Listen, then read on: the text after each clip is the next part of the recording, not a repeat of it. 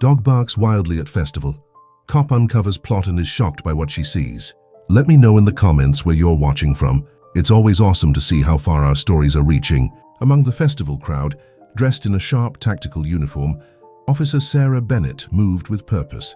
She was a cop with a rock-solid reputation in the Central City Police Department, tasked with keeping order at the Spring Festival.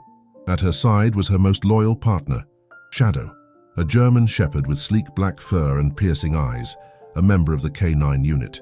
Their orders were simple, routine patrol, but Sarah knew that in events like this, things could go south in a heartbeat. "Stay close, buddy," she whispered, gently patting Shadow's head as they weaved through the bustling crowd. Everything seemed calm until Shadow froze in front of one of the parade's most elaborate floats.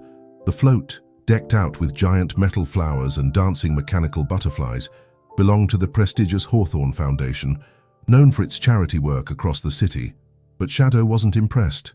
He growled, low, threatening. Then, with steady steps, he approached the float's base and sniffed frantically, his front paws scratching at the decorative frame. "What did you find?" Sarah muttered, crouching beside him. Shadow let out a sharp bark and locked eyes with her, as if he knew time was running out. A chill ran down Sarah's spine. There was no alarm, no chaos, but something in her partner's instincts set off every warning bell in her gut. Without hesitation, she grabbed her radio. "This is Officer Bennett, K9 Unit. I need an immediate evacuation of Sector 4, possible explosive threat." On the other end, the commander's voice crackled, skeptical. "You sure, Bennett? There's no sign of trouble.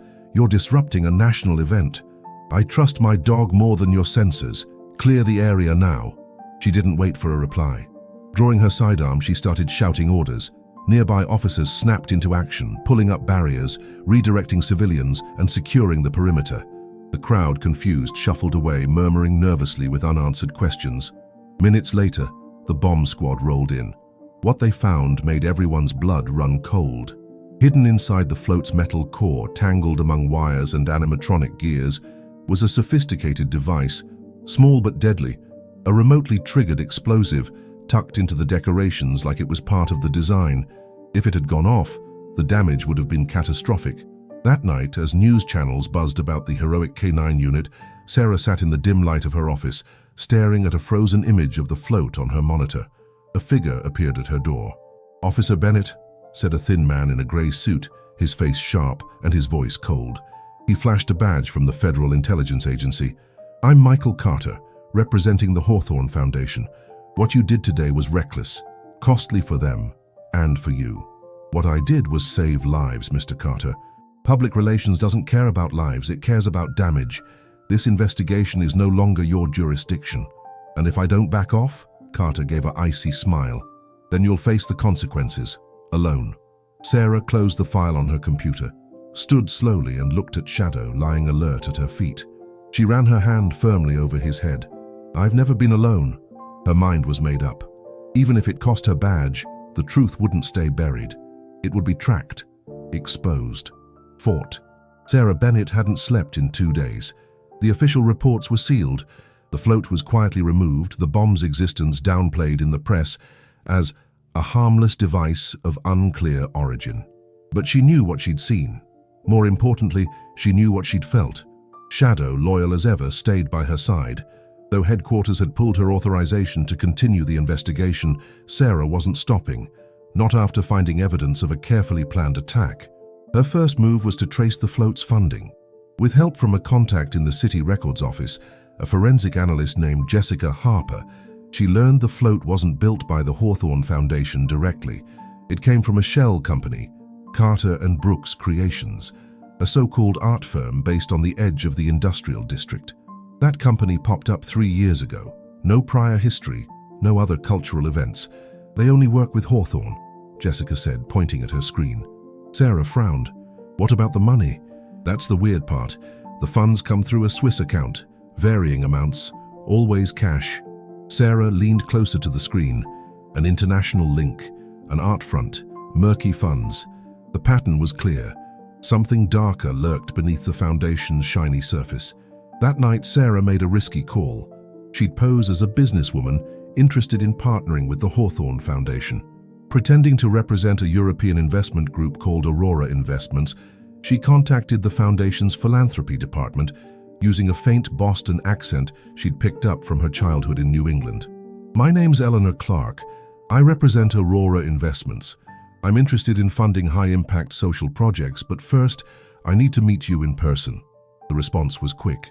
A polished assistant named Claire Thompson, with platinum blonde hair and flawless manners, invited her to a meeting at the foundation's headquarters, a sleek steel and glass tower overlooking the river in the downtown district. The meeting was set for the next day at 10 in the morning. Shadow couldn't come inside, so Sarah left him in her armored SUV, parked nearby, rigged with cameras and internal sensors. Dressed in an elegant but understated ivory suit, Sarah entered the building. She smiled, but her eyes scanned every detail, from the uniformed receptionist to the biometric security system controlling the elevators. This wasn't a foundation. It was a fortress. Claire led her to a meeting room on the 22nd floor. 3 men with stern faces and dark suits waited inside. One, Charles Hawthorne, a distant cousin of the foundation's founder, led the conversation with measured politeness. "We're honored by your interest, Ms. Clark," he said. "Our founder, Mr. Edward Hawthorne, believes international partnerships are key to our community's future.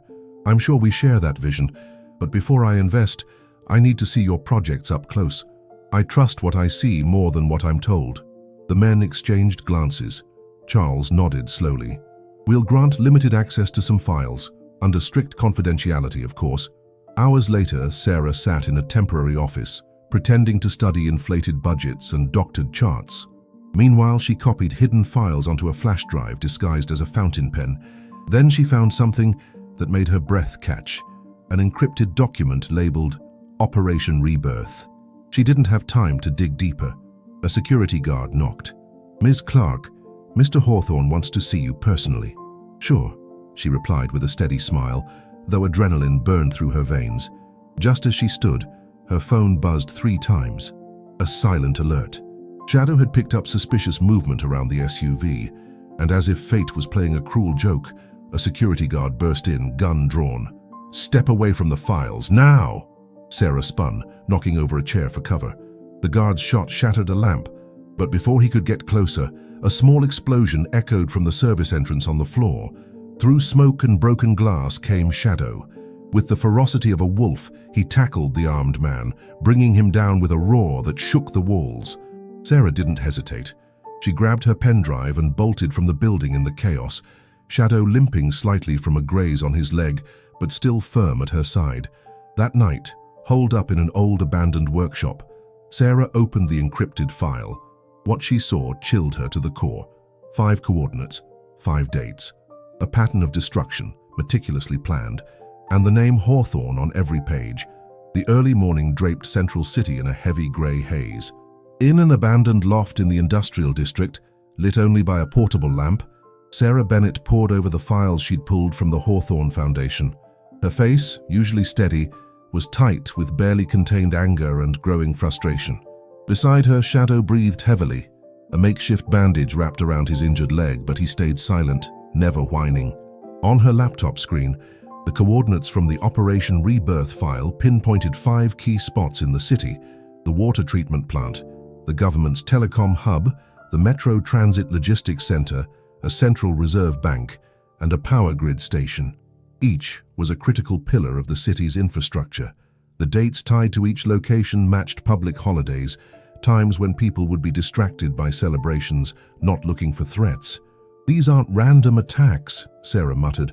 "It's a reset, a planned collapse. If the infrastructure falls and Hawthorne rebuilds it, his way, his rules." Among the names linked to the financial transactions were familiar faces, active politicians, well-known business tycoons, even a former police commissioner. The web was bigger than she'd imagined. Sarah knew going to the authorities was pointless. Someone high up was shielding the operation from the inside. She had one option left: expose them all. With Jessica Harper's help, who was working from a cyber cafe under a fake identity, they began leaking the files bit by bit to trusted journalists. One, Daniel Foster, a reporter for a national outlet, agreed to publish an exclusive investigation if he got undeniable proof. "I need more than papers," he said over a video call. "I need living evidence, recordings, voices, something the couples can't ignore." Their only shot was to take an even bigger risk. Jessica managed to tap into the Hawthorne Foundation's internal communication network.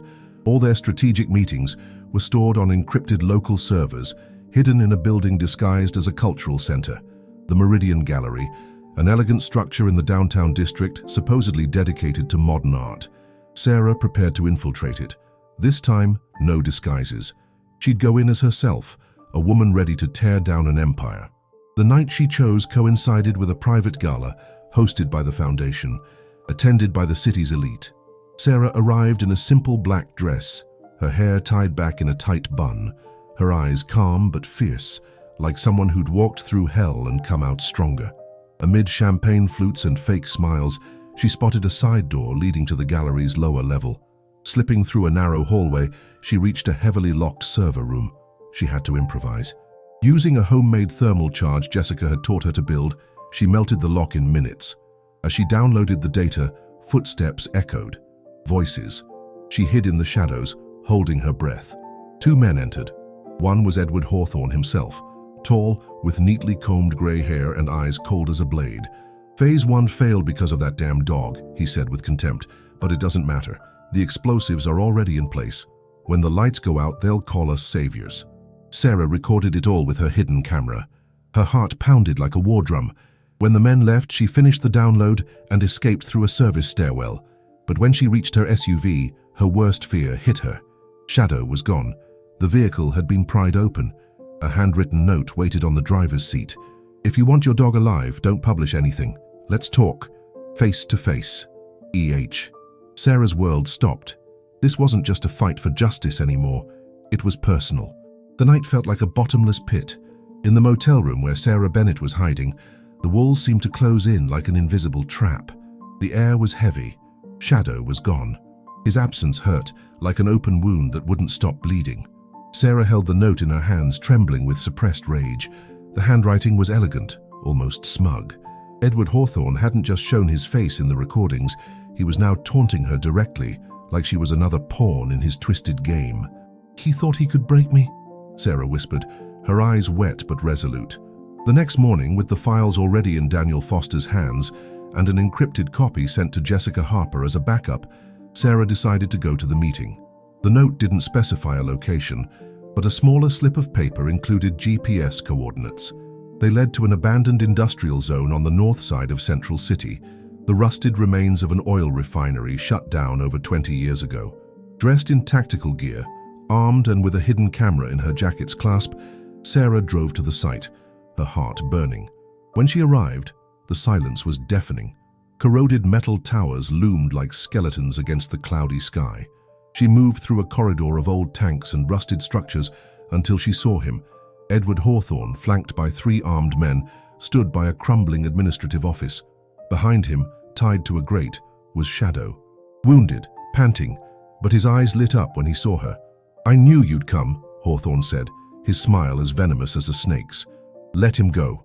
"Now," Sarah ordered, raising her gun slightly.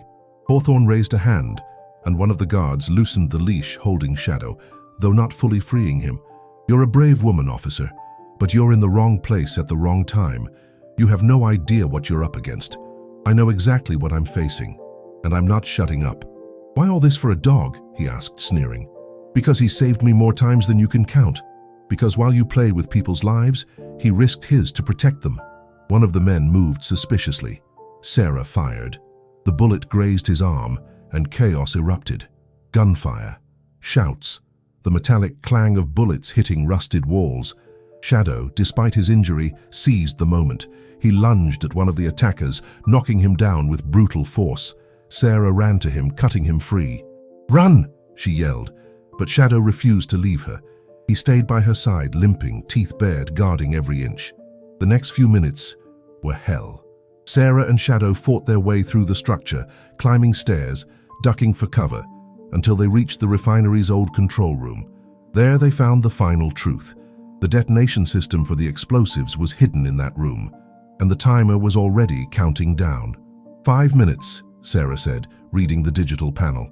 "Damn psychopath," Shadow, panting, started sniffing frantically. Sarah followed him. Behind a loose grate, they found the master panel with the transmitter. Without wasting a second, Sarah used her tactical knife to cut the main wires, but it wasn't enough.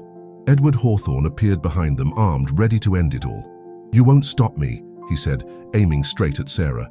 But before he could pull the trigger, Shadow lunged at him one last time. With a dry growl, he knocked Hawthorne off the metal catwalk, and both crashed onto a lower level. Sarah ran, screaming Shadow's name. She found him bleeding, a bullet lodged near his lung, barely conscious. Hawthorne lay still, unconscious, but alive. "Hang on, my boy, hang on," Sarah murmured, tears streaming down her face.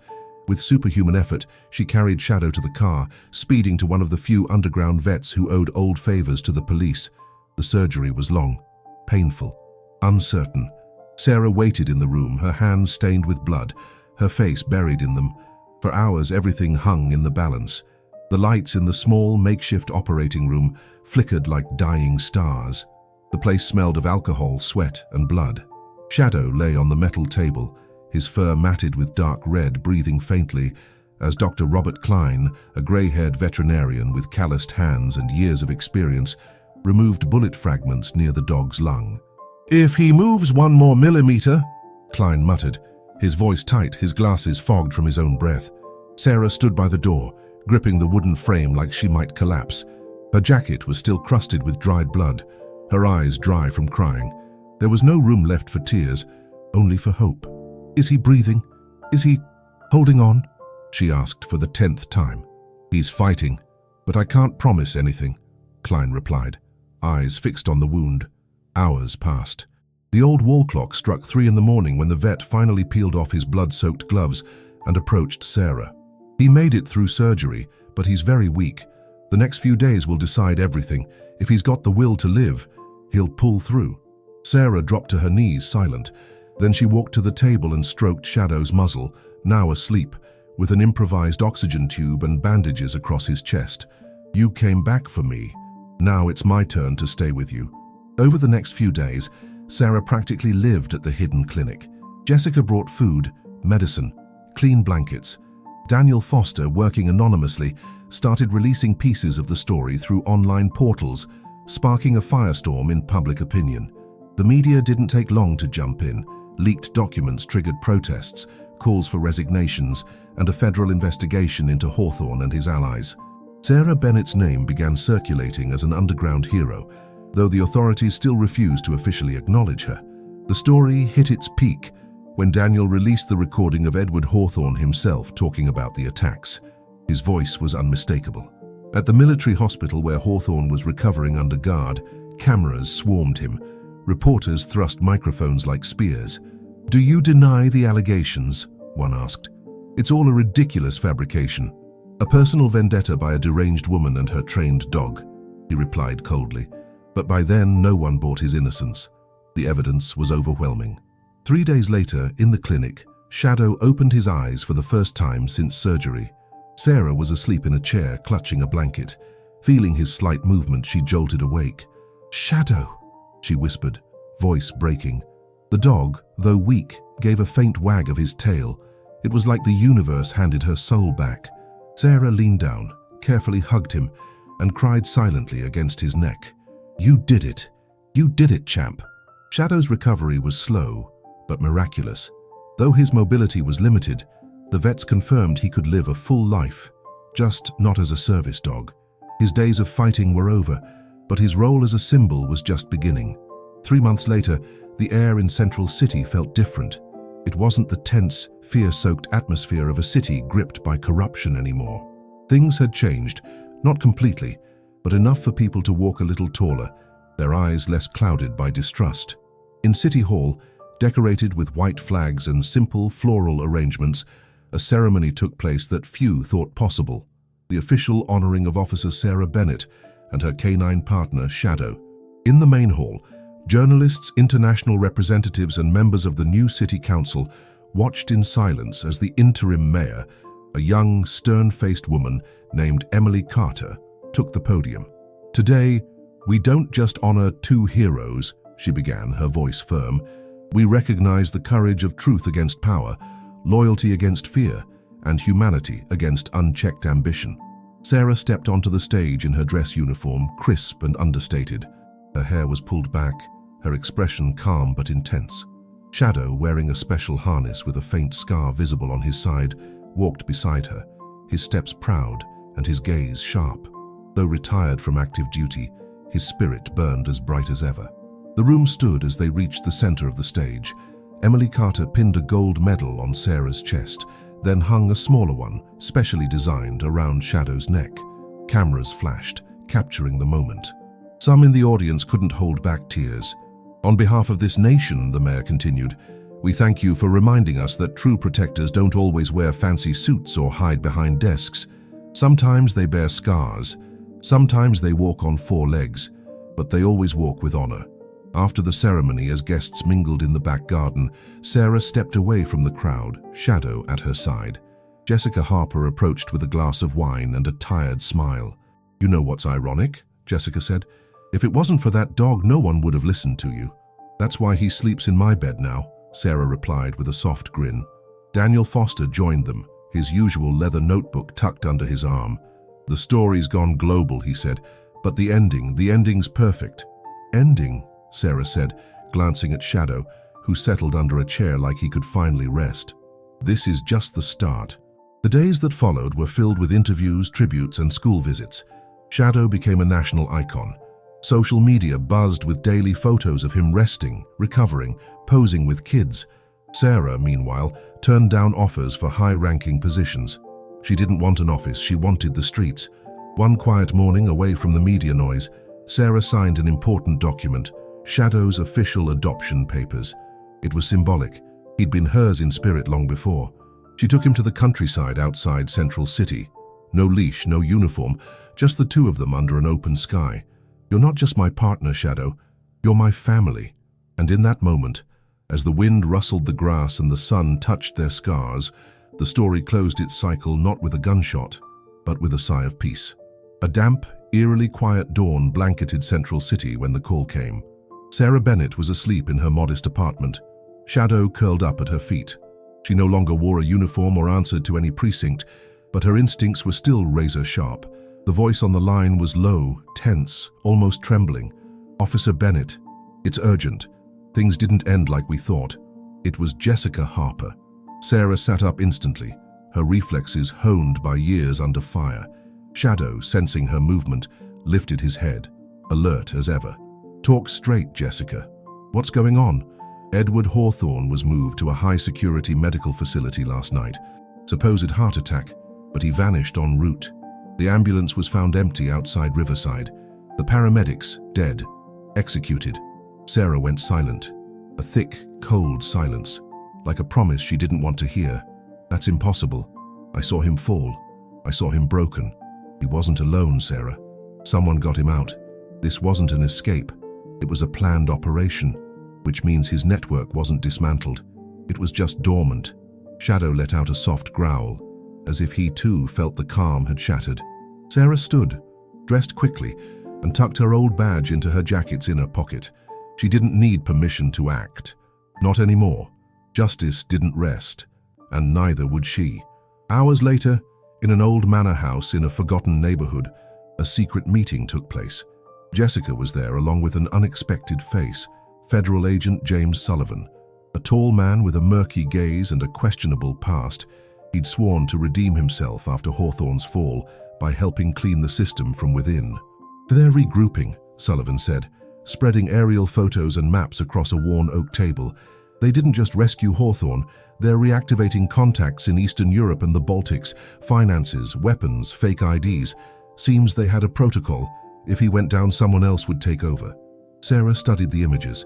In one, captured by an anonymous drone, a man walked through industrial ruins, tall, in a dark coat. The face wasn't clear, but the profile matched Hawthorne. "They're going to try again," Sarah said, clenching her fists. "Only this time without mistakes. And without anyone seeing it coming," Jessica added, visibly shaken. "They'll use different routes, cleaner methods, and if they hack the systems from outside, there won't be a Shadow to sniff it out in time." Sarah looked at Shadow resting in the corner. He couldn't run like he used to, couldn't leap fences or chase suspects anymore, but he was still the living heart of her mission. His presence alone reminded her there was still fire in her chest. "I won't let it happen," Sarah said under her breath. "This time, I'm not waiting for the first explosion. We'll hunt them down before they can breathe." Tell me in the comments, on a scale of 1 to 10, how would you rate this story so far? Your opinion means a lot to me. And so, without permission, without a badge, without official backing, a new crusade began. One fought not in the streets but in the shadows, a silent war against what still lurked beneath the surface, waiting for its moment to rise. The cycle hadn't closed. It had only opened a darker door, and Sarah was ready to step through it. A fine rain fell on the rusty rooftops of the Port District when Sarah Bennett stepped off the freight train that had brought her to the border. No one could know she was back in the field, not officially, and especially not those who wanted her dead. She wore black, a leather jacket, reinforced jeans, combat boots. Shadow, in a lightweight tactical harness, moved cautiously beside her, sniffing the damp air. Though he'd lost his old strength, he still had something sharper: instinct. In the weeks after Edward Hawthorne's disappearance, several logistics facilities across the country had been emptied without a trace. The government called them organized thefts. Sarah knew they were the prelude to something bigger. Her first solid lead pointed to Dmitry Volkov, a former Bulgarian banker with documented ties to money laundering for shell corporations. According to James Sullivan, Volkov had left Europe to settle quietly in a fortified estate north of Coastview, a coastal city, and there, supposedly, Edward Hawthorne had been spotted, walking, talking, leading. Jessica Harper, operating under a new digital alias, intercepted a coded transaction confirming the purchase of industrial electronic components in bulk funneled through Latvia. The parts were being stored in Coastview, and they weren't for defense systems but for mass surveillance devices. "They're not destroying this time," Sarah said, watching the estate through thermal binoculars. "They're controlling, quietly, invisibly." Volkov's mansion wasn't just a building. It was a fortress nestled in fog-covered hills, guarded by motion sensors, watchtowers, and drones programmed to eliminate intruders. But Sarah wasn't planning to walk through the front door. Hours later, under the cover of midnight, she descended through a forgotten drainage tunnel, Shadow following close behind, his paws wet but steady. Through a network of air vents, she reached the service tunnels beneath the estate. Sarah emerged in a chilled server room. The air was cold, sterile, humming. Cables snaked everywhere. Computers glowed. Screens displayed city maps marked with symbols. Schools, hospital networks, military bases. This wasn't just a conspiracy anymore. It was a technological takeover.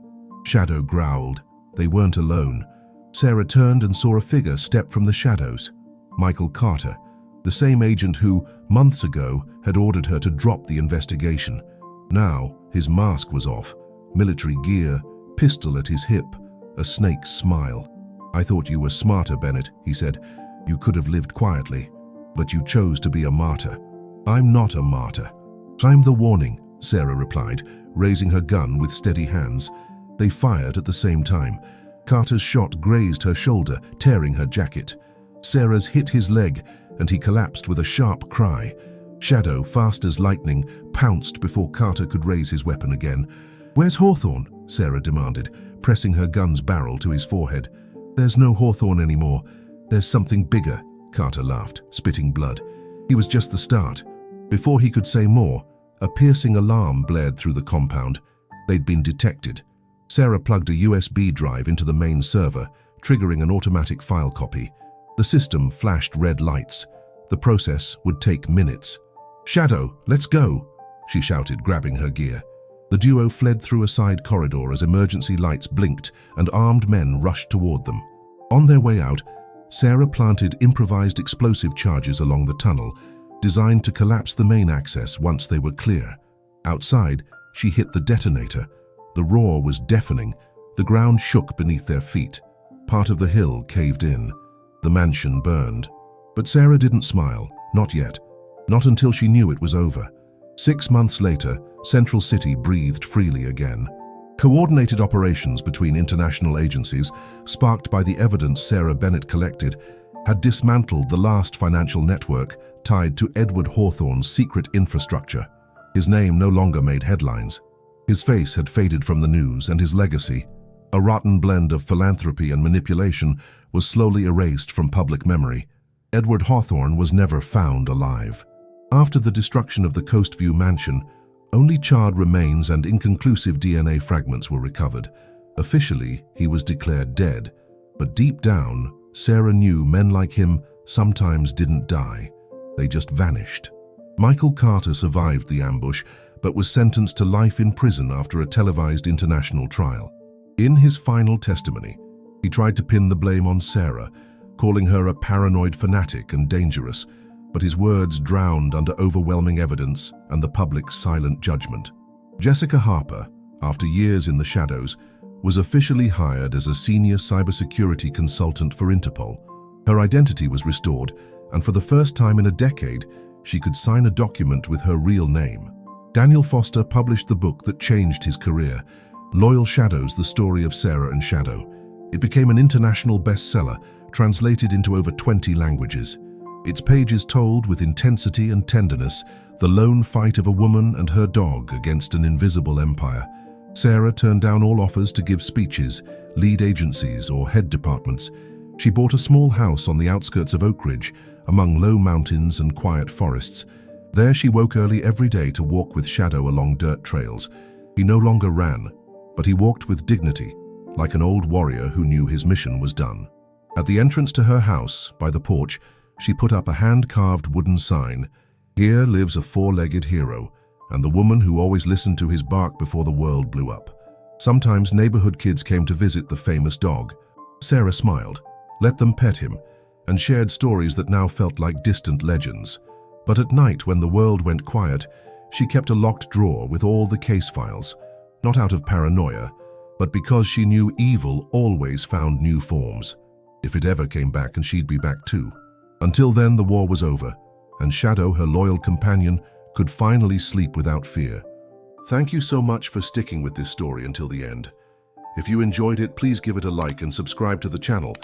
It helps us a ton and motivates us to keep bringing new stories every week. And since you're here, take a moment to check out another one of our stories that's popping up on your screen. Big hug and see you next time. Stay well.